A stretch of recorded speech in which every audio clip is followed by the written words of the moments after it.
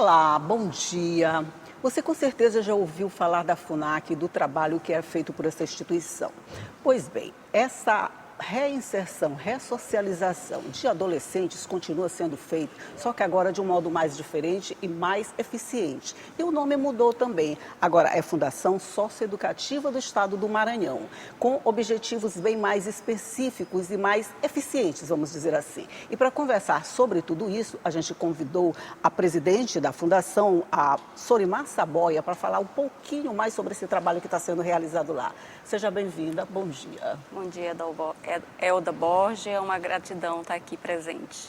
Pois é, essa mudança de nome, ela se deve a quê? Ela dá uma outra, vamos dizer, uma outra perspectiva nesse trabalho que é realizado pela Fundação? Sim, ela adequa o nosso atendimento. Há 19 anos que nós não atendemos mais criança, mas ainda nós nos chamávamos, uma fundação se chamava Fundação da Criança e do Adolescente. Então, a FUNAC, ela é uma instituição criada após a instituição do Estatuto da Criança e do Adolescente, e naquele período ela atendia crianças em situação de abandono, em abrigamento, em várias situações, situação de desproteção social, mas também adolescentes em conflito com a lei.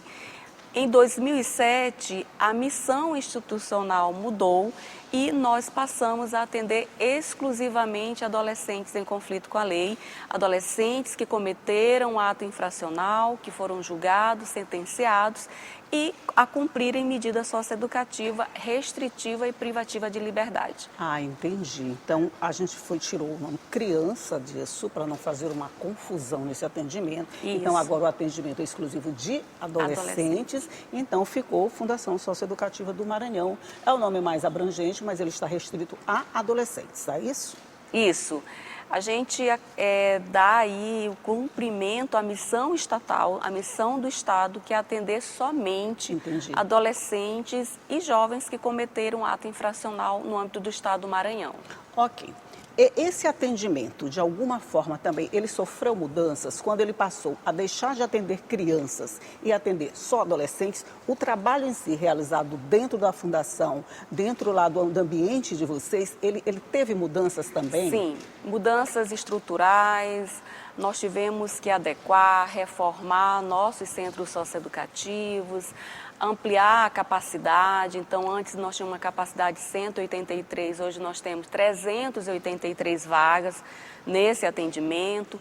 Todo o centro socioeducativo, os centros, nós temos 12 centros que estão localizados na Grande Ilha de São Luís, em Timon, Imperatriz. Então, eles passam permanentemente por melhorias, por adequações que são realizadas pela CINFRA, né, que é a secretaria responsável no âmbito do Estado do Maranhão, mas também pela Segov, que faz a manutenção desse centro. Então, as mudanças, elas são permanentes.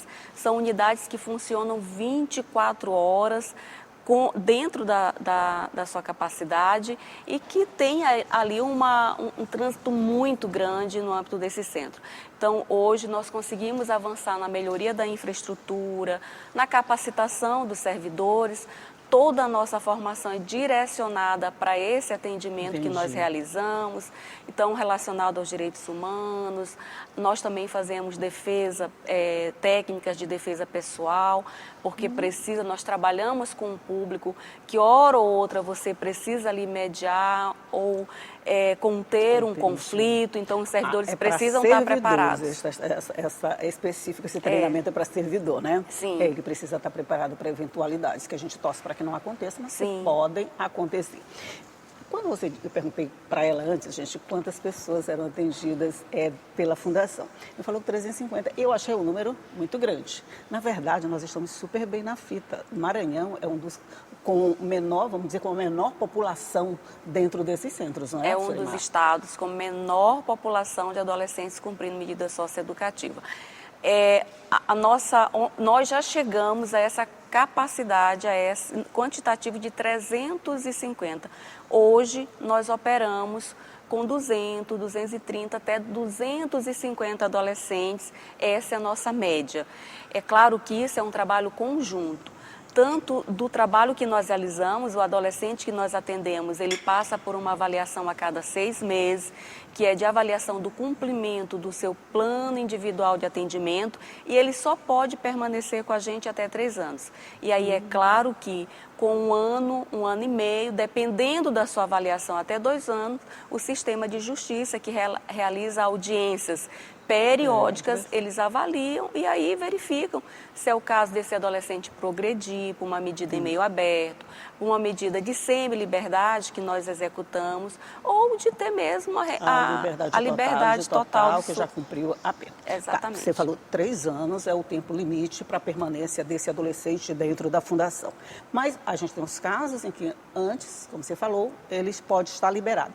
Mas e se chegar à situação de 3 anos e ele, por acaso, ainda não está apto a voltar? Ele não absorveu o processo de ressocialização, ele ainda está em débito com a justiça. Como é que faz nesses casos?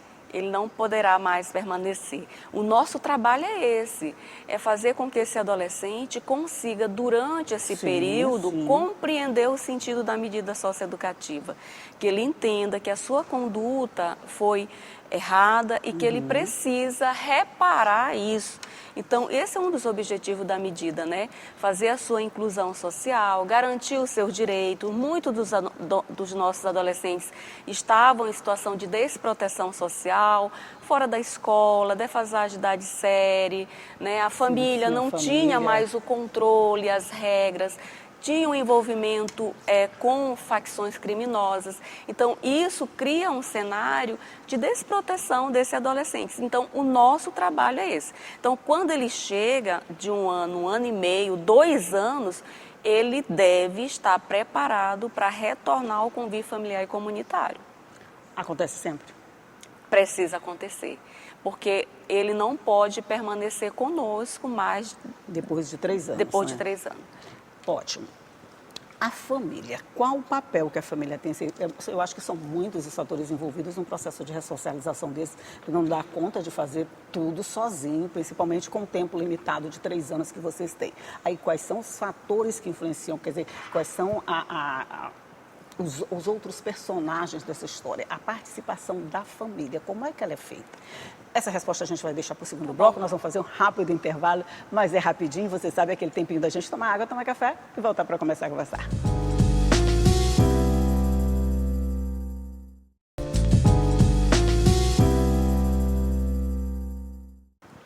Já estamos de volta conversando aqui sobre os trabalhos da FASE, que, como você já sabe, é o novo nome da antiga FUNAC, que agora está sobre novos objetivos e fazendo um trabalho mais eficiente com esses adolescentes em conflito com a lei. Eu estou conversando aqui com a presidente da Fundação, a Sorimar Saboia, e eu estava perguntando exatamente sobre a participação da família. O trabalho de vocês é o seu, está lá, está sendo executado através de um planejamento bem feito, eu imagino, mas e a família, que às vezes perdeu o contato, como você falou, com esse adolescente, não tem mais controle sobre ele, como é que ela pode participar desse processo?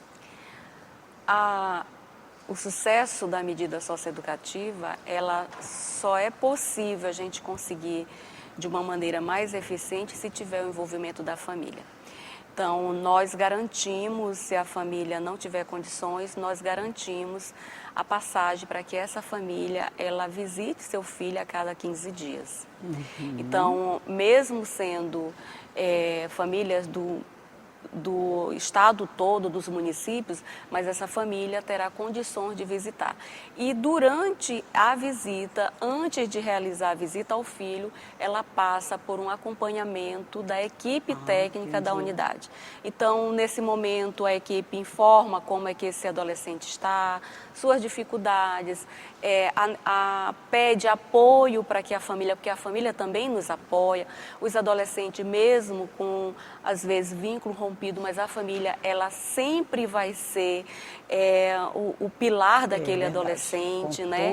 Então, ela é a base da afetividade, da firmeza, do apoio emocional que ele precisa. Então, a gente faz esse trabalho com a família por meio da equipe interdisciplinar do centro, para que ela possa acolher, para que ela possa, naquele momento, apoiar.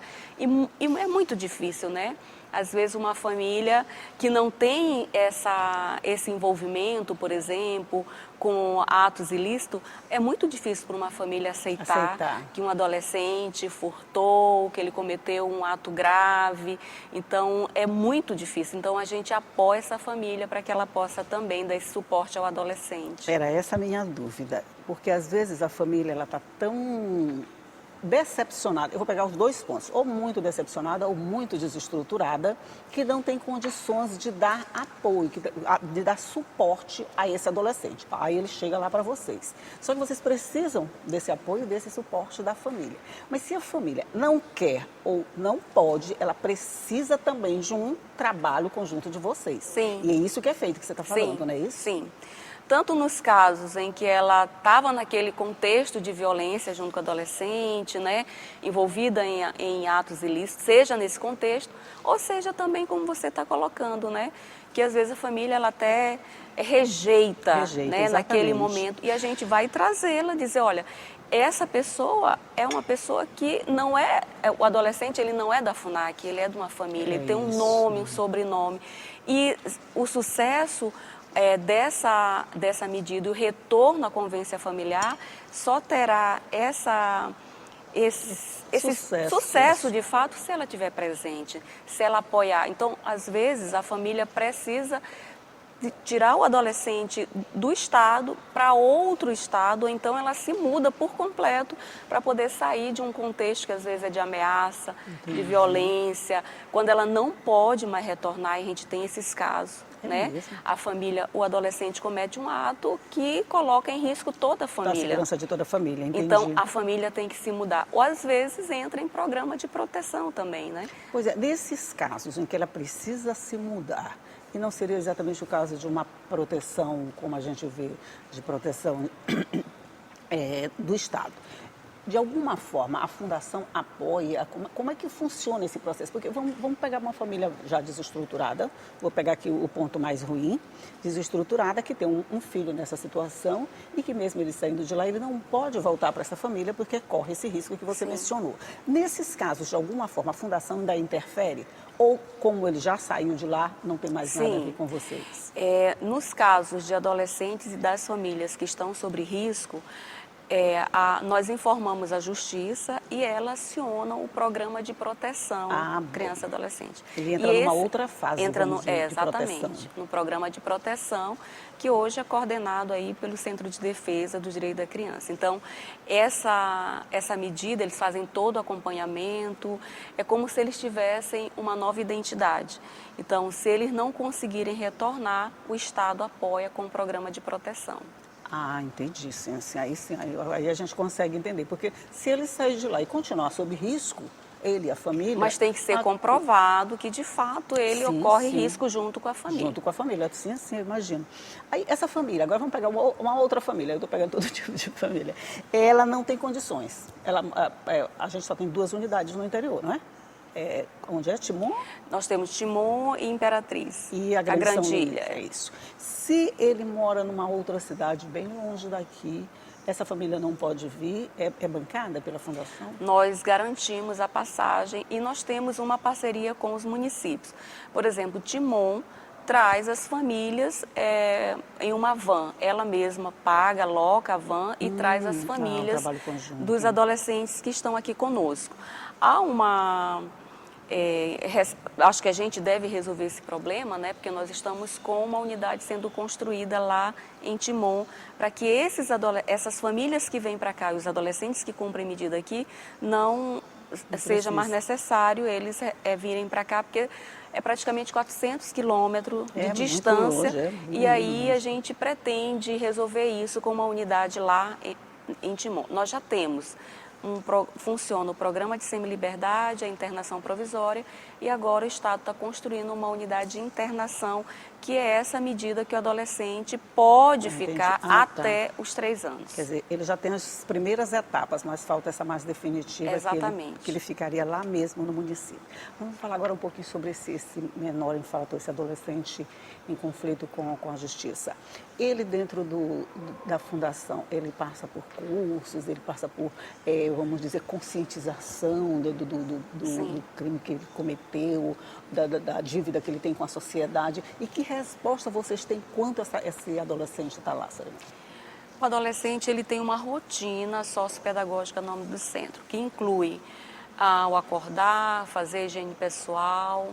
Às 8 horas ele inicia a escolarização na sala de aula, os professores são assegurados pela SEDUC. Eles têm a escolarização tipo oficial mesmo na grade do Estado? Sim. Ah, ótimo. Na modalidade EJA. Isso. O Estado, a Secretaria de Estado é quem fornece os professores e todas as materiais. À tarde, ele tem um atendimento, ele pode ter o atendimento com a equipe técnica que vai fazer esse processo de reflexão com ele sobre a conduta, sobre o ato infracional. A nossa equipe ela é completa, de assistente social, psicólogo, pedagogo, advogado, enfermeiro, professor de educação física. Então, ele tem uma jornada ali que ele vai cumprir. Então, a atividade esportiva que é proporcionada, todas essas atividades são proporcionadas dentro desse centro socioeducativo, né? Nós temos as oficinas escolas, temos uma padaria, que aí a gente vem com a profissionalização dos adolescentes, o aviário, a horta, além dos cursos que nós realizamos por meio do IEMA, porque nós não somos entidade certificadora. Então, nós pagamos o IEMA para que ele oferte e certifique os adolescentes. Então, ele já sai de lá com um certificado. Isso quer dizer, ele já sai de lá com uma profissionalização que pode ser absorvido pelo mercado de trabalho, né? Isso é muito bom. Eu sei que o tempo ainda é muito pequeno para vocês avaliarem todo esse trabalho, mas eu acredito que ele está no rumo certo. Uma coisa que me surpreendeu que ela falou é que a gente tem a menor população de adolescentes infratores no Brasil, né? A gente só tem em torno de 200, eu estou botando a capacidade máxima, né? Que é 280, que a gente quase nunca chega, né? Sim. Por exemplo, você me falou que no Ceará chega a mais de 2.000, mais de 1.000 pessoas, é isso? Sim, o Ceará chega aí de 1.000 adolescentes, né? Tem outros estados que têm uma quantidade de adolescente muito maior, né? Então, Rio de Janeiro, né? Que é um estado Rio de Janeiro maior. e São Paulo, eu acho que batem todos os recordes. Ainda bem que nós estamos muito bem nessa fita. A gente está com uma população baixa, mas é preciso essas medidas inovadoras para a gente garantir que continue com essa população cada vez menor, né? Porque quanto menos ela fica, melhor significa o trabalho que vocês estão realizando, né?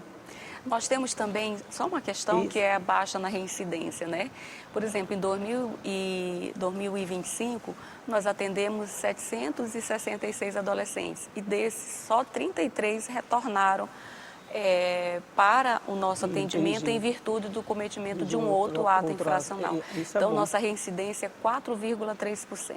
Isso significa que o trabalho está sendo bem feito, que o que vocês ensinam lá está sendo colocado em prática do lado de fora e que ele não precisa mais retornar para pegar as mesmas explicações que ele já pegou antes. Sorimar Saboia, querida, muito obrigada pela sua participação, por compartilhar todas essas informações, essas novidades da Fundação Socioeducativa do Maranhão e para a gente saber como é que as coisas estão funcionando com nossos adolescentes em conflito com a lei, vamos dizer assim. E que é muito bom saber que vai bem. Muito obrigada e bom dia. Gratidão. Bom dia para você também que ficou sabendo um pouco mais sobre como funciona essa fundação e o trabalho que é realizado lá. Tchau e até a próxima.